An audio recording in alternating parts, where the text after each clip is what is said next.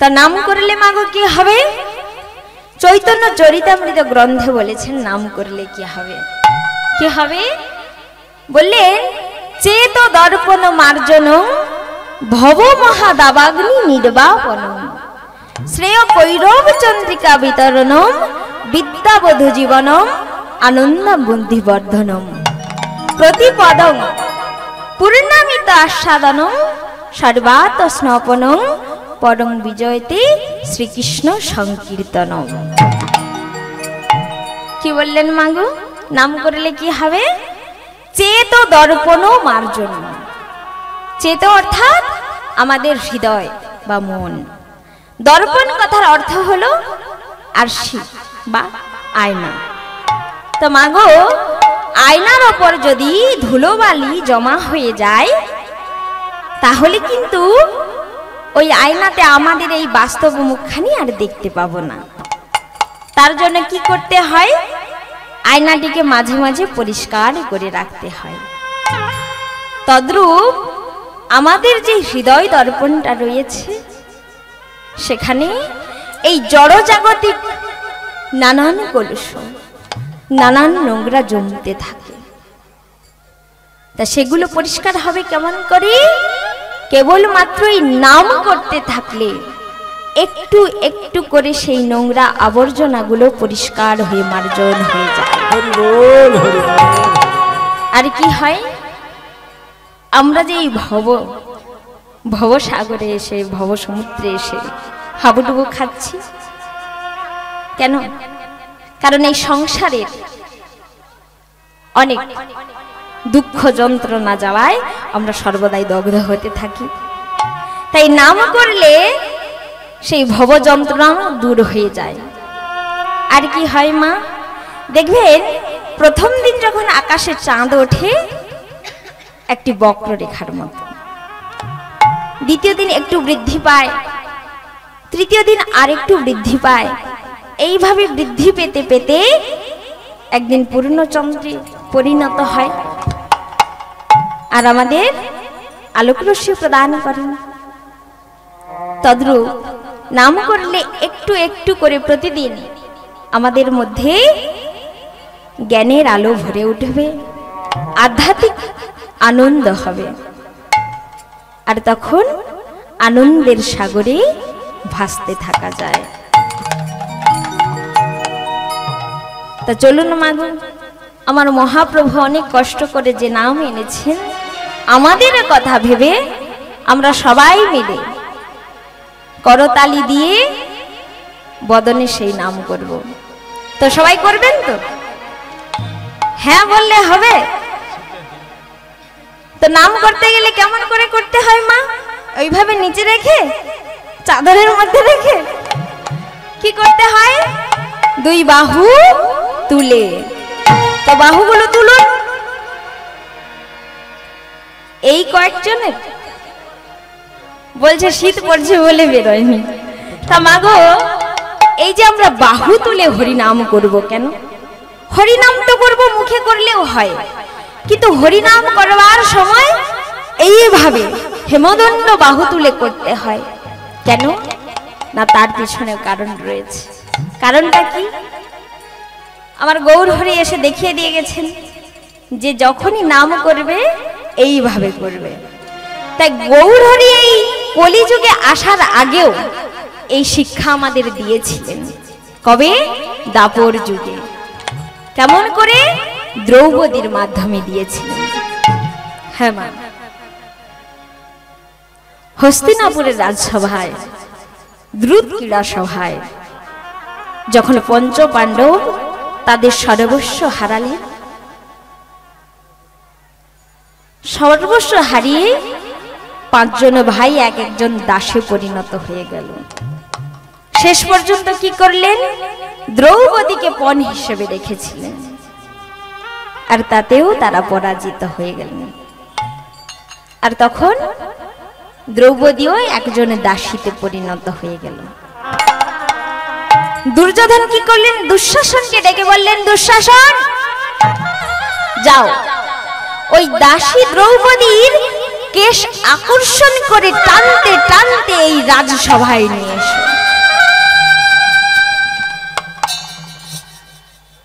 দুঃশাসন তাই করলেন, দ্রৌপদীর কেশ আকর্ষণ করে টানতে টানতে ওই রাজসভায় এনে ফেললেন। দুর্যোধন বললেন, দুঃশাসন,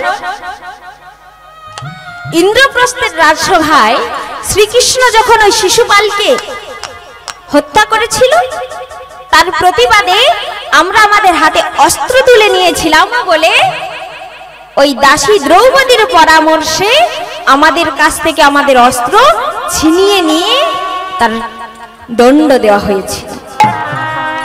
একজন যোদ্ধার কাছ থেকে তার অস্ত্র কেড়ে নিলে তা যে কতটা লজ্জার আর অপমানের হয় তা এবার বুঝিয়ে দাও ওই দাসী দ্রৌপদীকে ওর বস্ত্র হরণ করে।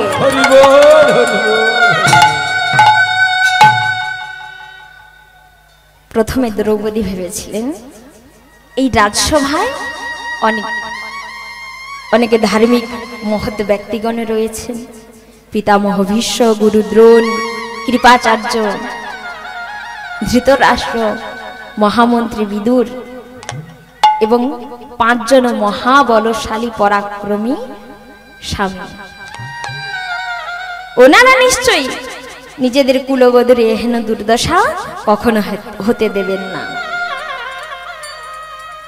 কিন্তু না মা, কেউ সেদিন ওই দ্রৌপদীর বস্ত্র হরণ হওয়া আটকাতে পারলেন না। দুর্যোধনের আদেশে দুঃশাসন কি করলেন? দ্রৌপদীর বস্ত্রের আঁচলটা ধরে টানতে শুরু করেছে। যেই না টানতে শুরু করেছে অমনি দ্রৌপদী কি করেছে না মা, সঙ্গে সঙ্গে 2 হস্ত দিয়ে বস্ত্রটাকে চেপে ধরে বলছেন, হে মাধব, মাধব,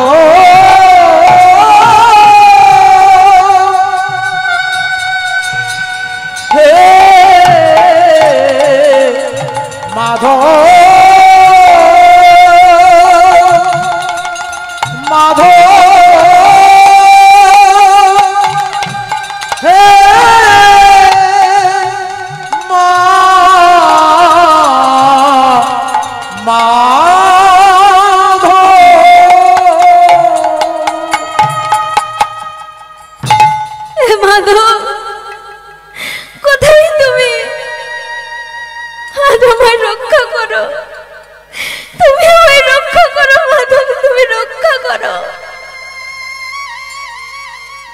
কিন্তু না মা, আমার মাধব এলেন না। দুঃশাসন যখন আরো জোর করে টান দিচ্ছেন, দ্রৌপদী আর 2 হস্ত দিয়ে বস্ত্রটাকে চেপে ধরে রাখতে পারছেন না। তাই কি করেছেন? এক হাতে বস্ত্রটাকে চেপে ধরে আরেক হাত তুলে বলছেন, হে মাধব,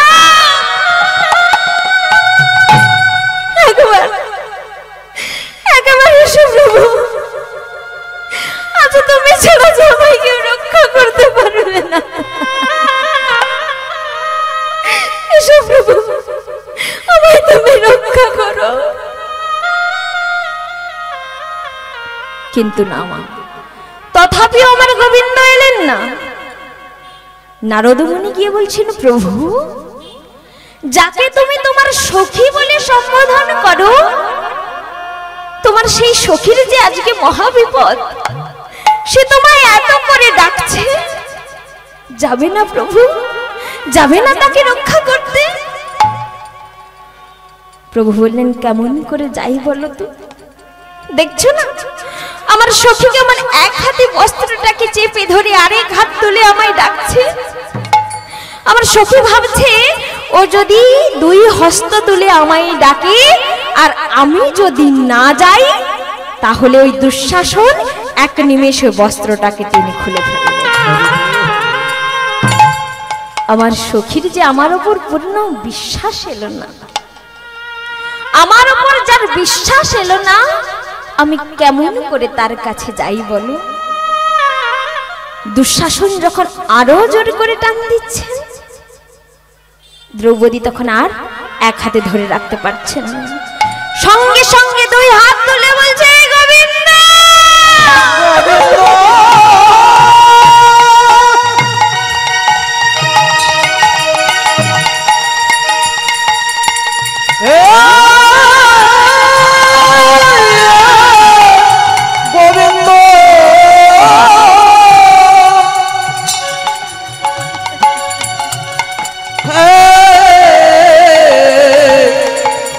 গোবিন্দ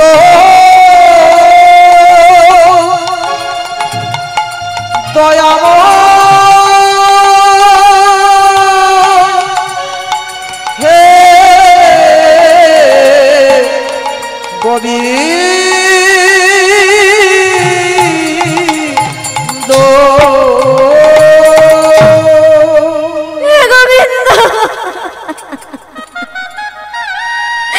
কোথায় তুমি গোবিন্দ?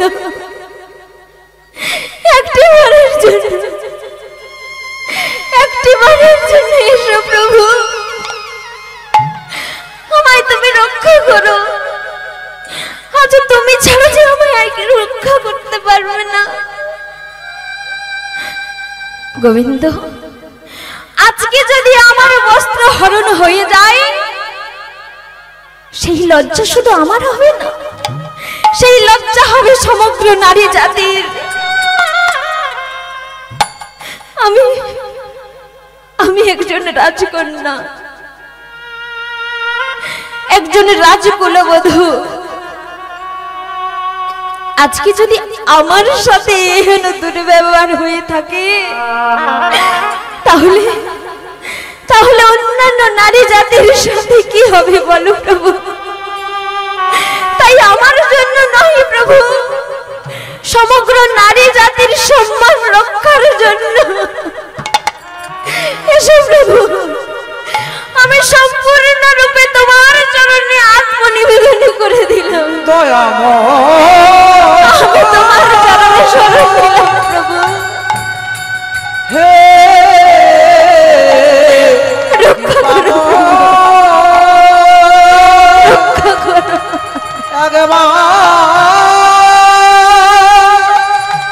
এসো হে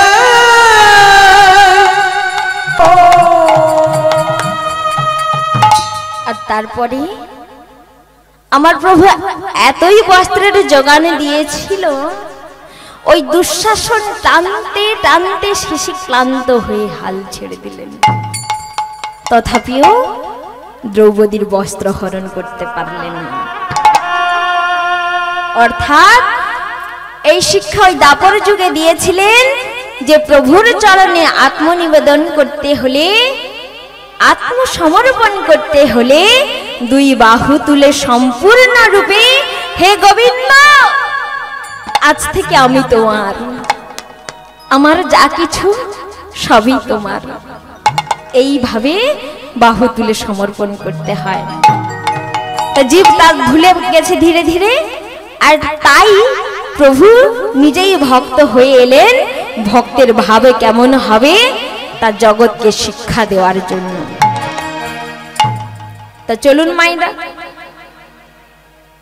একটু কষ্ট করে সবাই মিলে দুই বাহু তুলে বদনে সেই হরিনাম করব। তো সবাই এবার বাহু তুলুন দেখি। একজনের ভেতরে ওই শীত পড়ছে বলে চাদরের মধ্যে রাখলে হবে না, সবাইকে তুলতে হবে আর সবাইকে বদনে বলতেও হবে।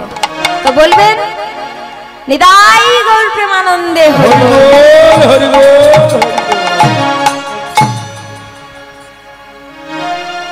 হরে কৃষ্ণ কৃষ্ণ কৃষ্ণ হরে হরে, হরে রাম রাম রাম হরে হরে, হরে কৃষ্ণ কৃষ্ণ কৃষ্ণ হরে হরে, হরে রাম রাম রাম হরে হরে, হরে কৃষ্ণ কৃষ্ণ কৃষ্ণ হরে হরে, হরে রাম রাম রাম হরে হরে, হরে কৃষ্ণ কৃষ্ণ কৃষ্ণ হরে হরে, হরে রাম রাম রাম হরে হরে। তে কি হলো ভক্ত মন্ডলী? আমার এদিকের মায়েরা বাবারা কিন্তু হাত তুলে করতালি দিচ্ছে। আরে ঠান্ডা কি শুধু আপনাদেরই লাগছে? সবাই মিলে হাত তুলতে হবে, আর আমার সম্প্রদায় গাইবে না, আপনাদেরকে গাইতে হবে। আপনারা এতজন উপস্থিত আছেন, এমন জোরে সবাই মিলে মহামন্ত্র উচ্চারণ করবেন পাশের গ্রাম পর্যন্ত শোনা যাবে। যাবে তো? তো জোরে জোরে করতে হবে, আমার সম্প্রদায় কিন্তু করবেন। তো চলুন সবাই মিলে বলুন, হরে কৃষ্ণ কৃষ্ণ কৃষ্ণ হরে হরে, হরে রাম রাম রাম হরে হরে। হরে আস্তে কৃষ্ণ আস্তে।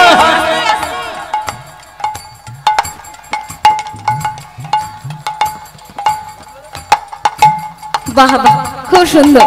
আমার এপাশের বাবা মায়েরা কিন্তু খুব জোরে জোরেই করছেন, আপনারাই শুধু করছেন না। তা বলি মাগো একটুখানি তা হরিনাম করলে উচ্চ স্বরে সর্বদা করা ভালো। কেন ভালো এটাও আমি বলে দিই। তো মাগো একদিন মহাপ্রভু হরিদাস ঠাকুরকে ডেকে বলেছিলেন, আচ্ছা হরিদাস বলো তো, মনে মনে হরিনাম করা উত্তম নাকি উচ্চ স্বরে হরিনাম করা উত্তম? তখন আমার হরিদাস ঠাকুর বলেছিলেন, প্রভু যারা মনে মনে হরিনাম করে কল্যাণ শুধু তাদেরই হয়, কিন্তু যারা উচ্চ স্বরে হরিনাম করে তাদেরও কল্যাণ হয়, তার সাথে সাথে সমগ্র জগতের কল্যাণ হয়। তো কেমন করে?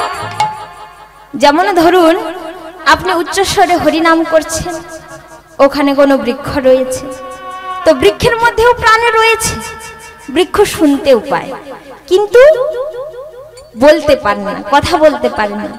তাই আপনি যখন হরিনাম করলেন ওই বৃক্ষ কিন্তু তা শ্রবণ করলো।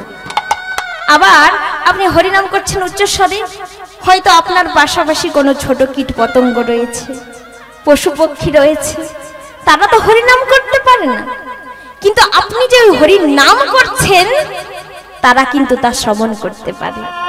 তাই মাগো যখন উচ্চস্বরে নাম করলেন, যেভাবে আপনারও মঙ্গল হলো ঠিক তেমনি ভাবে সমগ্র জগতের মঙ্গল হয়ে যায়। তাই চলুন শুধু নিজেদের কথা ভাবলে হবে না, সবার মঙ্গলের জন্য উচ্চস্বরে হরিনাম করবেন, কি তাই তো? এবারে কিন্তু এপাশের বাবা মায়েদের উচ্চস্বরে করতে হবে। আমার এপাশের বাবা মায়েরা খুব উচ্চস্বরেই করতালি দিয়ে করছে। তো চলুন, হরে কৃষ্ণ কৃষ্ণ কৃষ্ণ হরে হরে, হরে রাম রাম রাম হরে হরে। হরে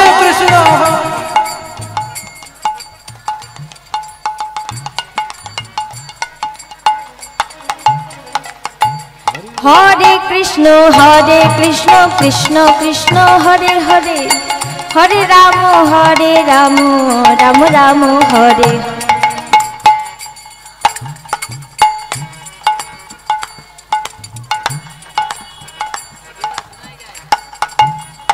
হরে কৃষ্ণ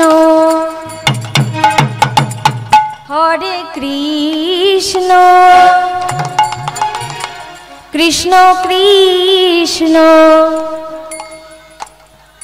হরে হরে, হরে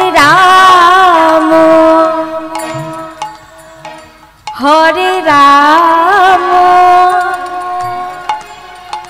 রাম রাম হরে হরে। বাবা আরেকবার হবে তো? হরে কৃষ্ণ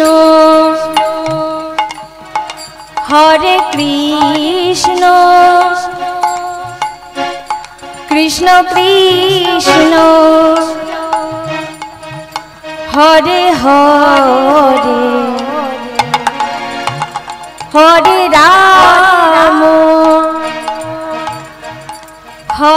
রাম রাম রাম হরে হরে। বাহ, আপনারা সবাই মিলে জগতের কল্যাণের জন্য উচ্চস্বরে করেছেন। আপনাদের সবার জন্য শ্রী গুরু নিতাই গৌর প্রেমানন্দে হরি বল। হরে কৃষ্ণ কৃষ্ণ কৃষ্ণ হরে হরে, হরে রাম রাম রাম হরে হরে। হরে কৃষ্ণ কৃষ্ণ কৃষ্ণ হরে হরে, হরে রাম রাম রাম হরে হরে। হরে কৃষ্ণ কৃষ্ণ কৃষ্ণ হরে হরে, হরে রাম রাম রাম রাম হরে হরে। হরে কৃষ্ণ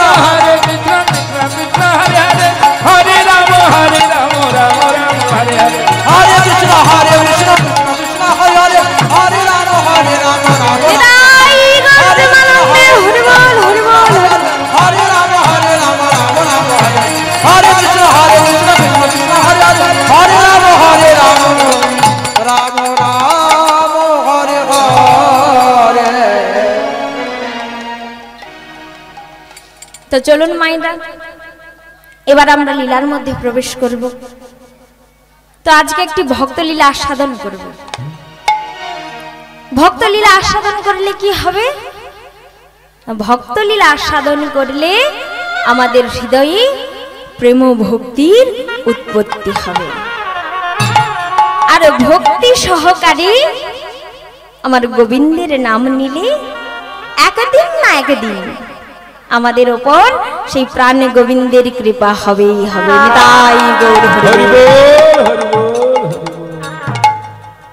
তো আজকে লীলার বিষয়বস্তু,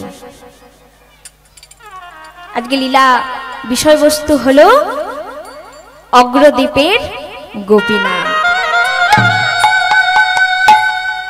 আজকে লীলার মধ্যে আমরা জানব যে একজন ভক্ত কেমন করে ভগবানকে ভালোবাসতে পারলে তবে গিয়ে সেই ভগবান সেই ভক্তের পুত্র হতেও দ্বিতীয়বার ভাবেন না।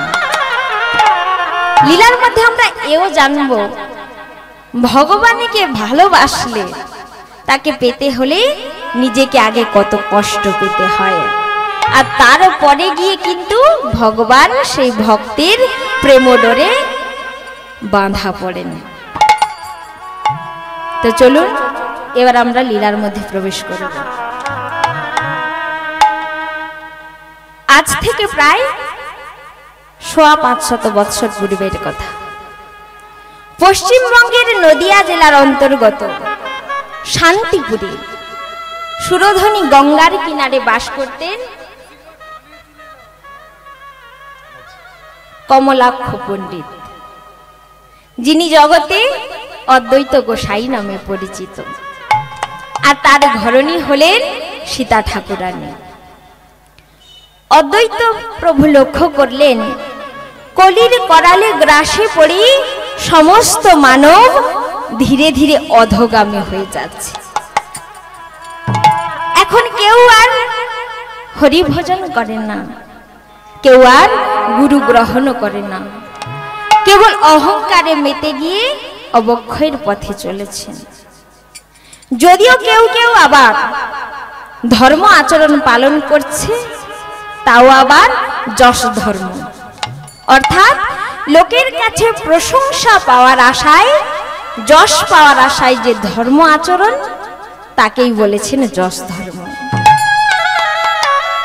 কিন্তু চৈতন্য চরিতামৃত গ্রন্থে কবিরাজ গোস্বামী লিখলেন মহাপ্রভুর বাণী, মর্কট বৈরাগ্য না করো লোক দেখাইয়া, যথাশক্তি বিষয় ভুঞ্জ অনাসক্ত হইয়া। কি বললেন মাগো? মর্কট বৈরাগ্য হতে না বলেছে। তো মর্কট বৈরাগ্যটা কেমন না, বাহিরে ভক্ত সেজে অন্তরে গৃহাসক্তি, বিষয়াসক্তি, কামনা বাসনা যুক্ত হওয়াটাকে মর্কট বৈরাগ্য বলেছে। আর এই ধরনের কপটতা ভক্তির পথে বাধা প্রদান করে, তাই এমন ভক্ত হতে না বলেছে। তো আমার অদ্বৈত প্রভু চিন্তা করছেন কেমন করে কলির এই বন্ধন হতে জীব জগৎকে আমি রক্ষা করব। এখন কলি হলেন রাজা, তার শাসন পীড়ন ক্ষমতা অতি প্রবল। স্বয়ং শ্রীহরি ব্যতীত রক্ষাকর্তা যে আর কেউ নেই, রক্ষাকর্তা যে আর কেউ নেই। কলি রে কলি রে কলি রে কলি রে কলি রে কলি রে কলি রে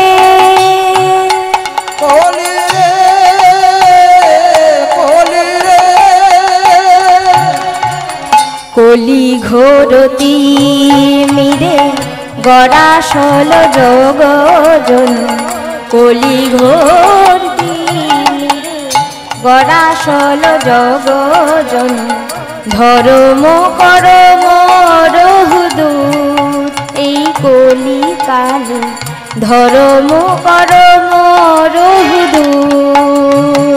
কলি ঘর তিমিরে কোরাসল জগজনে, কলি ঘর তিমিরে কোরাসল জগজনে, ধর্ম করম রঘুদূর।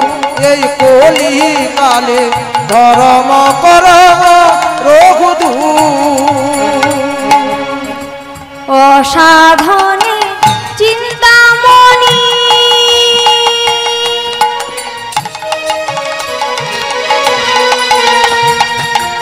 চিন্তামণি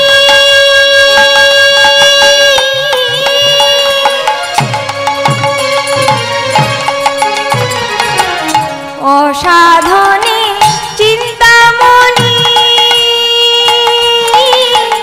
বিধি মিলায়লানি। অসাধনে চিন্তামণি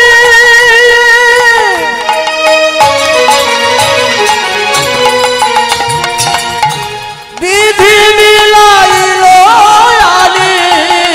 গোরা বড় গোরা বড় দয়ালু ঠাকুর। আজ গোরা বড় গোরা বড় দয়াল ঠাকুর। গোরা বড় গোরা বড় দয়ালু ঠাকুর। আজ গোরা বড় গোরা বড় দয়াল ঠাকুর। ধর্ম কর্ম দূরে গেল, ধর্ম কর্ম দূরে গেল, ধর্ম কর্ম দূরে গেল, ধর্ম কর্ম দূরে গেল। যখন কলি এসে করাশিল, ধর্ম কর্ম দূরে গেল। কলি এসে করাশিল, ধর্ম কর্ম দূরে গেল। হরি ভক্তি দূরে পালালো, ধর্ম কর্ম দূরে গেল। হরি ভক্তি দূরে পালালো, ধর্ম কর্ম দূরে গেল। বদন ভরে হরি বলো, ধর্ম কর্ম দূরে গেল। বদন ভরে সবাই হরি বলো, ধর্ম কর্ম দূরে গেল। আজ বদন ভরে হরি বলো, দূরে গেল, বদন ভরে হরি বল, ধর্ম কর্ম দূরে গেল। বদন ভরে হরি বল, ধর্ম কর্ম দূরে গেল, ধর্ম কর্ম দূরে গেল। আর গোরা বড় গোরা বড় দয়াল ঠাকুর।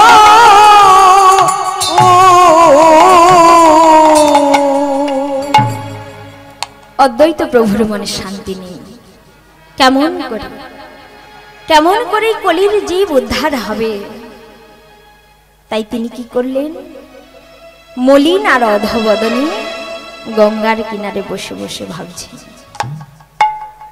আর প্রভুর উদ্দেশ্যে বলছেন, হে প্রভু,